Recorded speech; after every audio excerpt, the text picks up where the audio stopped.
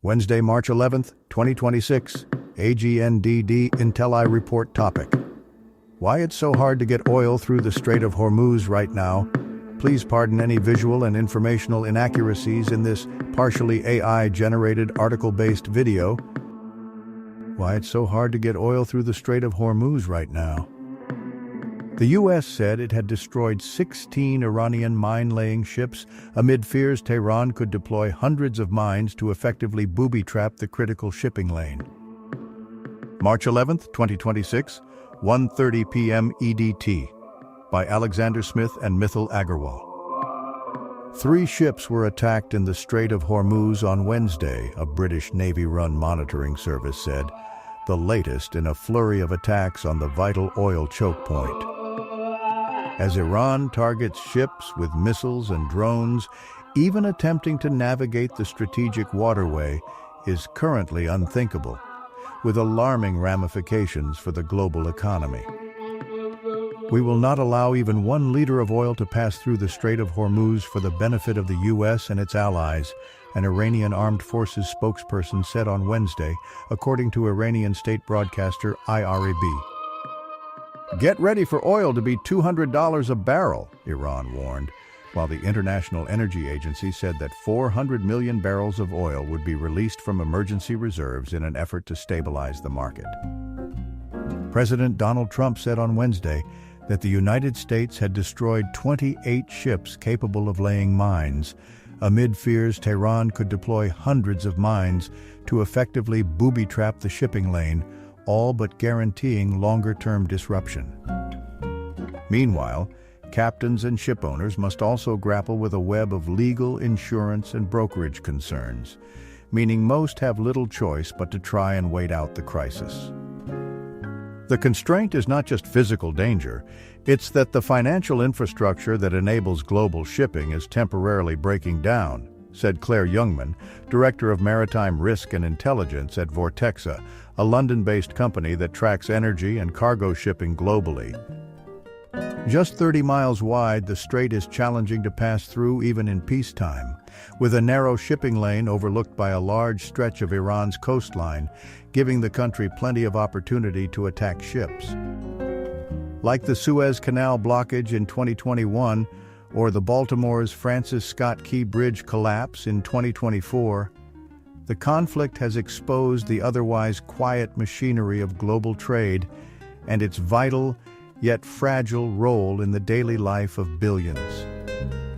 Typically, 1/5 of the world's oil passes through the Strait of Hormuz, which is the only viable route for sea exports from several Gulf states. Traffic is down 90% amid the crisis, with hundreds of ships at anchor off the coasts of major oil exporters such as Saudi Arabia and Iraq, according to the tracking website Marine Traffic. Global oil prices have sharply risen, though they have fallen slightly from highs seen last week, threatening wider economic instability across the world. Trump has threatened to hit Iran 20 times harder if it disrupts this vital artery in the world's fuel supply. Of the handful of tankers that have braved the crossing, around half belong to a so-called shadow fleet, meaning they are carrying sanctioned oil from Iran, Russia, or Venezuela, according to Lloyd's List Intelligence, another analytics firm based in London. These crossings include suspected dark transits, where ships switch off their tracking systems to effectively disappear, Lloyd said in an analysis on Monday.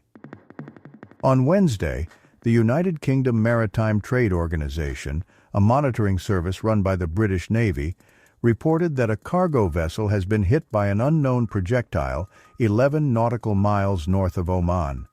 That caused a fire, and the crew was evacuating the ship, it said. Another bulk carrier 50 nautical miles northwest of Dubai was hit by a projectile, with the crew reported safe and well, and a container vessel whose location was not given was assessing damage after being struck, it said. One of the ships struck was flying the Liberian flag, Iranian state media reported, and Thailand's transport ministry said another was a Thai vessel. In all, 13 ships have been hit in the strait since U.S. and Israeli strikes sparked the war February 28, according to the UK MTO. It's not just missiles these ships have to worry about, but also the possibility that Iran deploys its fleet of mine-laying vessels to render the crossing impassable. There remains no confirmed evidence of mine deployment or detonation in regional shipping lanes, Britain's Joint Maritime Information Center said on Wednesday, though it said one attack showed evidence of a severe explosive event at or near the waterline. Though it's unclear how many mines Iran has laid or has the capability of laying, the threat could see disruption, potentially lasting long after the conflict ends. The threats to oil tankers are also an ecological ticking time bomb, according to Greenpeace Germany, which simulated a potential oil spill and found such an event could threaten sensitive ecosystems, including coral reefs, mangrove forests, and seagrass meadows. Even in peacetime, the world of shipping is a bureaucratic labyrinth of captains, owners, brokers, and insurers.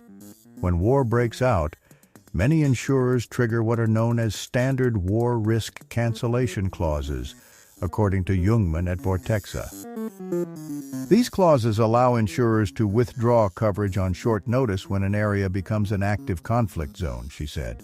And without insurance, most commercial ships simply cannot sail. Some companies do provide insurance, but the pricing and conditions can be extremely restrictive, Jungmann added. In some cases, premiums have risen by as much as 1,000%, according to Reuters.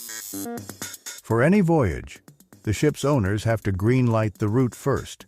They insure the ship, typically at 0.25% of the value of the vessel plus its cargo. The war has seen premiums spike to 3% of the ship's total value, which can range between $200 million and $300 million, according to the American brokerage Jefferies. One firm providing cover is the Illinois-based brokerage Gallagher, which says it is still offering cover through the marketplace giant Lloyd's of London. Gallagher is very much open for business, its Marine Divisional Director Angus Blaney said in an emailed statement. Given the challenging maritime security environment, rates have increased from levels that owners and charterers will be used to, Blaney added, without providing specific figures. Some owners are willing to risk it, and they are getting paid huge amounts of money, said Tim Huxley, director of Mandarin Shipping in Hong Kong. If you're willing to do it, you might get paid $500,000 US a day. There's obviously a profound risk in it.